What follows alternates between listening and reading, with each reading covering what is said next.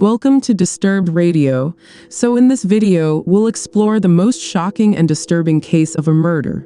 In this episode, we will dive into the gruesome case of Monica Beryl and Daniel Rockowitz, also known as the Butcher of Tompkins Square Park. Daniel was a marijuana dealer and self-proclaimed cult leader who killed his roommate and girlfriend, Monica Beryl, a Swiss dancer and student, in 1989. Dismembered her body, cooked her into a soup, ate and served it to the homeless in a nearby park. How did this horrific crime happen? What was the motive behind it? While watch as we unravel the twisted story of the Tompkins Square murder.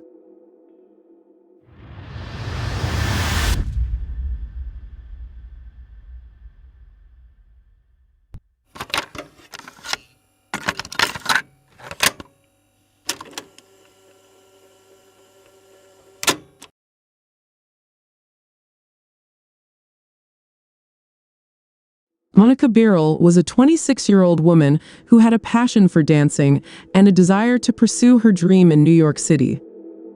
She was born in Switzerland and grew up in a small town near Zurich. She studied ballet and modern dance at the Zurich Opera House and later at the Martha Graham Center of Contemporary Dance in Manhattan. She also worked as a dancer at Billy's Topless, a club in the East Village where she earned money and met new people. She was described by her friends as a friendly, outgoing, and adventurous person who loved music, art, and traveling. She had a tattoo of a rose on her ankle and a piercing in her nose. She lived in a small apartment at 700 East 9th Street, near Avenue D, in the Lower East Side of Manhattan. This was a rough and poor neighborhood in the late 1980s, plagued by drugs, crime, and homelessness. It was also a vibrant and diverse community where artists, musicians, activists, and immigrants coexisted.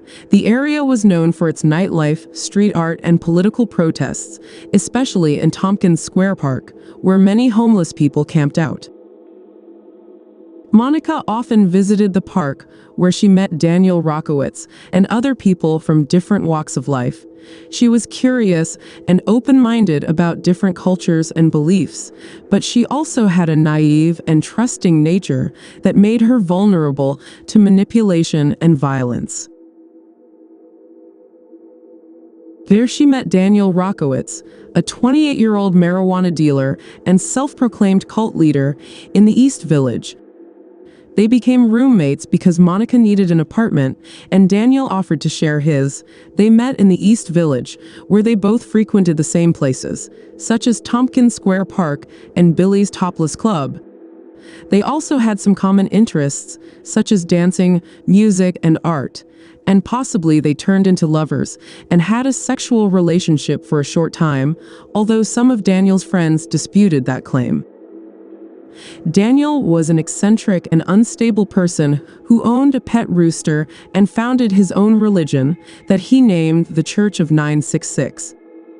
He was known for feeding the homeless people in Tompkins Square Park with food he obtained from donations or dumpster diving.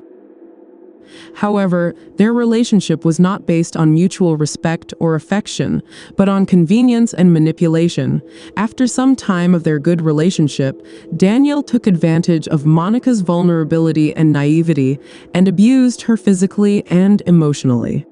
As Monica wanted to get rid of Daniel and wanted him to kicked out of her room, but he refused to leave and threatened to harm her or himself. Daniel threatened to kill Monica or himself if she tried to end their relationship. He also told her that he had a gun and a knife, and that he would use them if she left him. He was possessive, jealous, and violent towards her, and he tried to isolate her from her friends and family.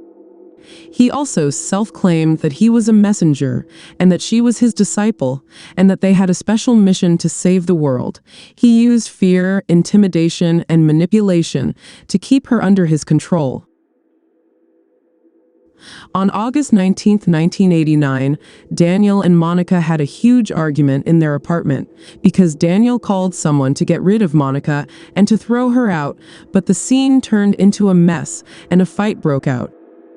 After a while between the argument, Monica turned back to walk away, and Daniel grabbed her neck with a wire, strangled her to death, and then dismembered her body in the bathtub.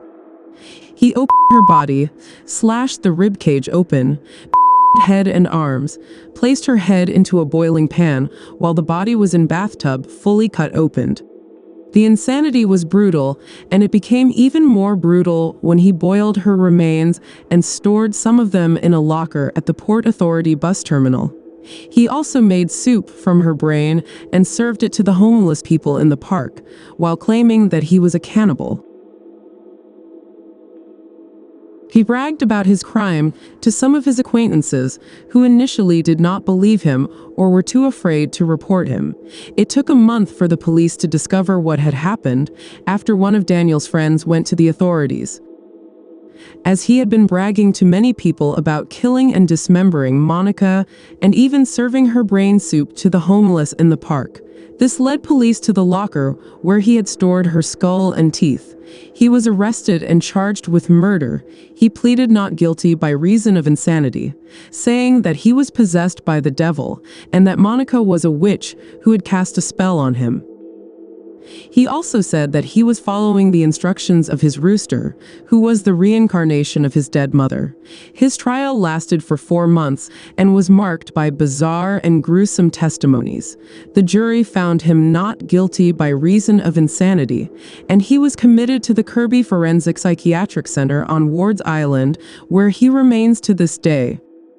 While in 2004, a jury reviewed his case and decided that he was still mentally ill and dangerous and should not be released. The case of Monica Birrell and Daniel Rockowitz shocked and fascinated the public, especially in the East Village, where they lived. It was one of the most notorious and sensational murders in New York City's history, and it inspired several books, documentaries, and songs. The case attracted a lot of media attention and public interest, especially in the East Village, where they lived. Some of the residents of the neighborhood were outraged by the brutality and savagery of the crime and demanded justice for Monica. Others were intrigued by the bizarre and sensational aspects of the case, such as Daniel's cult, rooster, and soup. Some even sympathized with Daniel, who was seen as a harmless eccentric and a benefactor of the homeless.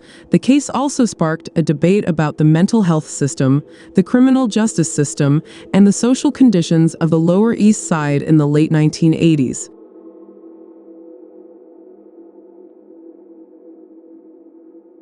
Make sure to subscribe and watch the case which pops up on screen.